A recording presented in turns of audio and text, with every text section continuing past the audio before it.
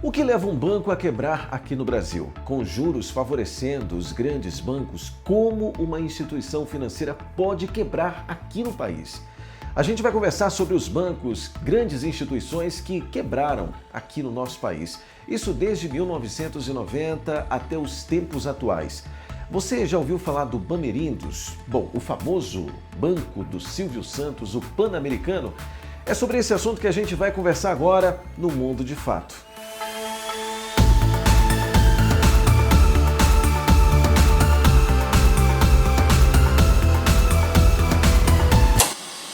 Você lembra do Bamerindos? O Banco Bamerindos? O banco com seu famoso slogan, o tempo passa, o tempo voa. Você lembra, não é? Essa instituição quebrou em 1997, foi vendida para o HSBC.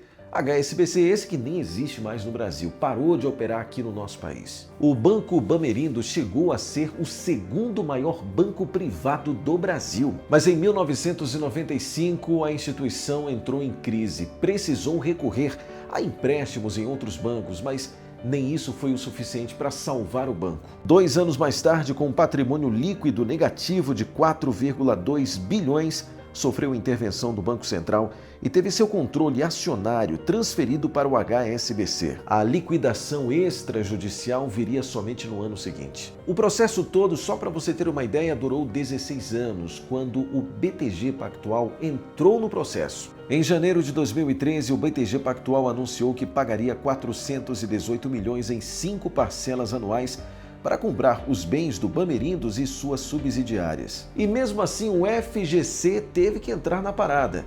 O FGC é o Fundo Garantidor de Crédito.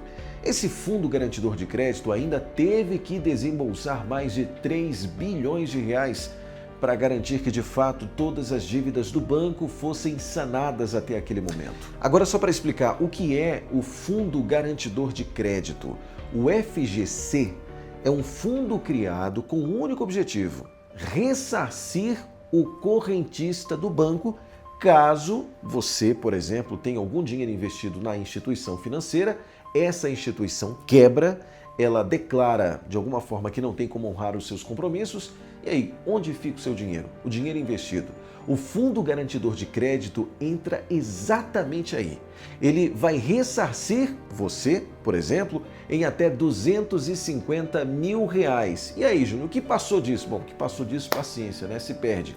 Mas até 250 mil reais é a garantia que você vai ter o seu dinheiro de volta, mesmo que o banco onde você está investindo quebre. Esse fundo ele foi criado justamente para garantir a credibilidade em um momento difícil aqui no Brasil. Bom, quem é que mantém o Fundo Garantidor de Crédito? Os próprios bancos. Eles pagam uma taxa bancária, podemos assim dizer. O Fundo Garantidor permanece existindo e é uma garantia para o correntista de que aqui no nosso país, até 250 mil reais investidos, você vai ter o seu dinheiro de volta. Outro caso de banco que quebrou foi o fundado pelo ex-banqueiro Edemar Cid Ferreira, o Banco Santos, que ficou sob intervenção do Banco Central em novembro de 2006. Ao longo do processo, os fiscais do Banco Central identificaram que esse banco praticava crimes contra o sistema financeiro aqui do nosso Brasil. Na época da intervenção, estimava-se que o rombo era de aproximadamente 703 milhões de reais. O processo de auditoria identificou mais de 2 bilhões e 200 milhões de reais em fraudes, fruto de má gestão. O banco então teve a liquidação extrajudicial decretada. Bom, você deve se lembrar do maior apresentador de todos os tempos. Eu estou falando dele, o Silvio Santos. Como apresentador, é tido hoje como o maior apresentador da história que o Brasil já teve. Ou seja, eu não estou falando um dos maiores apresentadores, eu estou falando do maior apresentador de todos os tempos aqui no nosso Brasil. Sem dúvida, ele teve uma carreira de muito sucesso em programas na Rede Globo e na sua própria emissora no SBT. Na vida empresarial, ele teve altos e baixos, e é sobre esse baixo que a gente vai conversar agora. Em 2010, o Banco Pan-Americano, braço financeiro do Grupo Silvio Santos, foi acusado de fraude entre 2007 e 2010. que deixaram um rombo de 2,5 bilhões de reais. O Fundo Garantidor de Crédito entrou na parada para garantir um aporte bilionário, tô falando B de bola, para evitar que o Banco Pan-Americano entrasse ou decretasse falência. A fraude foi identificada pelo Banco Central. Essa fiscalização apontou que haviam fraudes dentro do Banco Pan-Americano, detalhe, praticado por funcionários do alto escalão. O Banco Pan-Americano tinha auditorias externas, mas essas auditorias não identificaram esse rombo. Você lembra que eu comecei essa parte do vídeo falando que, a princípio, o rombo era de 2,5 bilhões de reais, mas a investigação do Banco Central aprovou que o buraco era bem mais embaixo. O prejuízo, a fraude, contabilizava 4,3 bilhões de reais. Essa fraude consistia em venda de carteira de crédito para outras instituições. Escuta só como é que funcionava. O Banco Pan-Americano vendia os créditos, mas mantinha os valores no balanço para maquiar seus resultados. De acordo com o Ministério Público Federal, as fraudes foram feitas através de lançamentos manuais da contabilidade do Pan-Americano, aumentando de forma fraudulenta o falso resultado positivo. Em outras palavras, o banco estava no prejuízo, estava fraudando as suas contas porque o rombo era bilionário. Mas na hora do resultado, era só festa, era só lucro. As investigações do Ministério Público apontaram que os fraudadores, os criminosos, ganharam e lucraram muito com isso. Vários recebimentos nas contas identificaram que esses fraudadores lucraram até 100 milhões de reais com toda essa situação. O detalhe é que muita gente foi envolvida nessa situação. O Ministério Público Federal denunciou diversos funcionários do alto escalão. A polícia entrou na parada justamente para apurar e identificar exatamente quem eram os criminosos que estavam praticando fraudes contra o sistema financeiro aqui no Brasil. Um detalhe interessante é que o dono do Pan-Americano, Silvio Santos, nunca foi indiciado, ele nunca foi acusado pelo próprio Ministério Público. Chegou-se ao entendimento de que ele também não tinha conhecimento do que estava acontecendo. Portanto, a mira da justiça foi exatamente naquelas pessoas que estavam praticando as fraudes dentro do banco. Agora, aqui mora um detalhe interessante. Silvio Santos, ele colocou todo o seu patrimônio, inclusive o SBT, que é o Sistema Brasileiro de Televisão, como garantia de um empréstimo para que ele então pudesse sanar toda essa situação.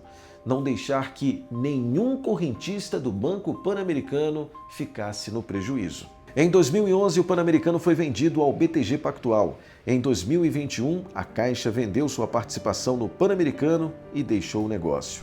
Outro caso famoso foi o do Cruzeiro do Sul, você lembra? O banco chegou a atuar como agente do BNDES, que é o Banco Nacional de Desenvolvimento Econômico e Social, e até negociante oficial do Banco Central para negociações dos títulos do Tesouro Nacional.